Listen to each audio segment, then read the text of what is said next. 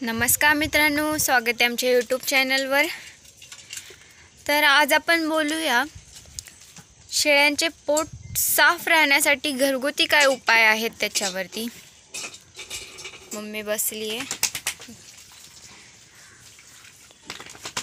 तर मित्रांनो, शेळ्यांचं पोट साफ राहणं हे त्यांच्या वाढीसाठी तितकंच महत्त्वाचं आहे, त्यांच्या दुधासाठी।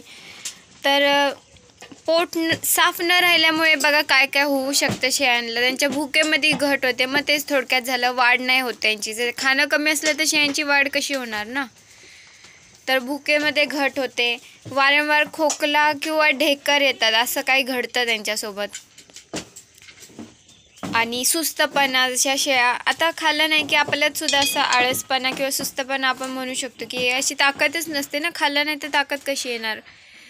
तर तशा टाईपमध्ये सुस्तपणा किंवा पातळ मळ, पोट फुगलेले वाटतात, केस अशी सुक्के पडलेले असतात म्हणजे कोरडे होण्यासारखं, अशा टाईपमध्ये दिसतं। त्याच्यासाठी घरगुती उपाय असे काय केले पाहिजे तुम्ही की ते उपाय केल्याने शेळ्या अशा म्हणजे त्यांना हा प्रॉब्लेम होणार नाही, असा त्यांचं पोट साफ राहील, त्या असे निरोगी राहतील शेळ्या।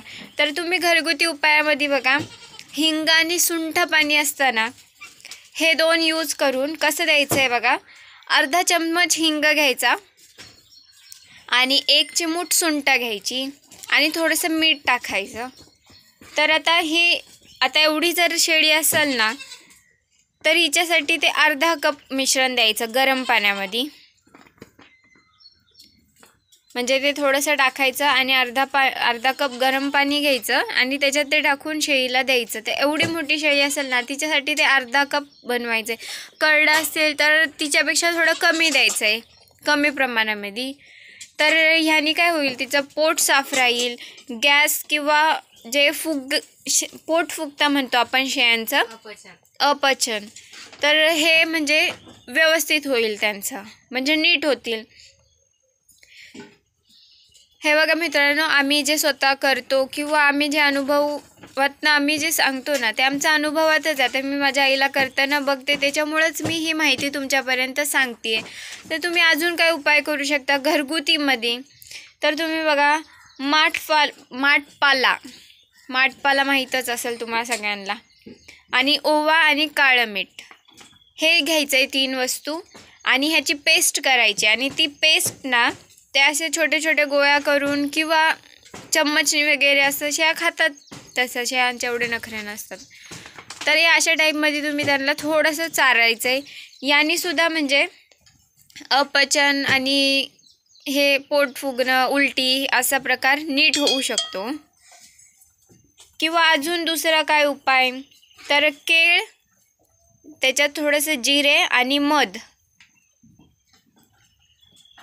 हे जर तुम्ही त्यांना दिलं तर त्यांच्या ज्या पोटावर जंत होतात ना, शेळ्यांच्या पोटात जंत होतात, त्याच्यावर हे म्हणजे औषधासारखं काम करू शकतं। घरगुती उपाय म्हणून मी हे सांगते मित्रांनो, असं नाही की तुम्ही हेच ट्राय करा किंवा मेडिकलमध्ये खूप औषधं मिळतात, असं नाही। आता म्हणजे सुधारणा खूप चांगल्या प्रकारे झालेल्या आहेत, प्रत्येक आजारावर औषध भेटतं, पण एक घरगुती उपाय म्हणून पण आपण काहीतरी यूज करू शकतो।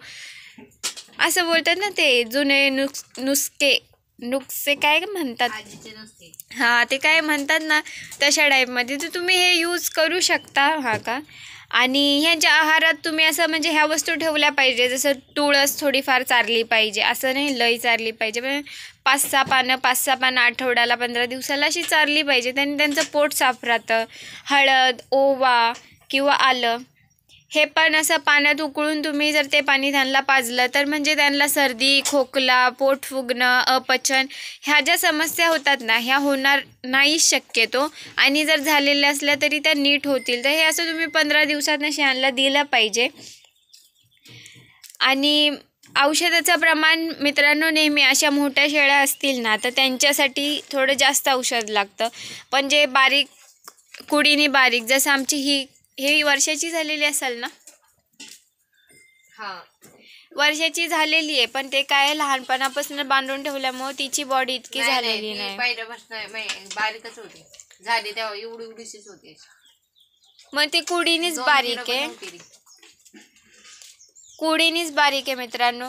तर ह्या अशा ज्या बारीक शेळ्या आहेत ना, ह्यांना असं कमी औषध दिलं गेलं पाहिजे. ती कसं आमचं नाजूक पिल्लू आहे एकदम चंद्रकोरवालं. नाही नटखटे पण. तर हे थोडे घरगुती उपाय मी सांगितले मित्रांनो. तुम्हाला पटत असतील तर तुम्ही म्हणजे यूज करू शकता, आणि नसेल पटत तर तुम्ही नका यूज करू. बाकी तुम्ही असं गुगल सर्च करून किंवा ChatGPTला विचारून पण जर बघितलं तर हे उपाय चांगले आहेत जे मी सांगते ते. कारण मी स्वतः अभ्यास करूनच सांगते. मी उगाच सांगायचं म्हणून काही सांगत नाही व्हिडिओमध्ये. कारण कसं आहे, काही लोक व्हिडिओ अशाच बघतात, तर काही लोक एक मार्गदर्शन म्हणून पण बघतात. आपण जे व्हिडिओमध्ये सांगतो ते स्वतः यूज करून पण बघतात. तर असं कोणाच्या म्हणजे भावनांशी खेळलं गेलं नाही पाहिजे. त्याच्यासाठी मी स्वतः आधी वाचते, अभ्यास करते, का मी सांगते ते बरोबर आहे की नाही हे बघते, आणि मी त्याच्यानंतरच व्हिडिओमध्ये ते सांगते. तर मी हे जे व्हिडिओमध्ये सांगितलं ना, हे सगळे म्हणजे एकदम बरोबर उपाय आहेत. तर तुम्ही जर ते यूज करून बघितलं तर शेळ्यांना चांगला फरक पडू शकतो मित्रांनो. आणि एक विनंती, व्हिडिओ पूर्ण बघत जा मित्रांनो, आणि चॅनलला नवीन असाल तर सबस्क्राईब करा. खूप खूप धन्यवाद. आणि कमेंट पण करत जा छान छान. आजकाल तुम्ही लोक कमेंट करत नाही, तर थोडंसं वाटतं की तुम्ही व्हिडिओ बघताय की नाही. लाईक तर करता तुम्ही, पण एखादी कमेंट पण करत जा, मला छान वाटतं खरंच. तर खूप खूप धन्यवाद मित्रांनो.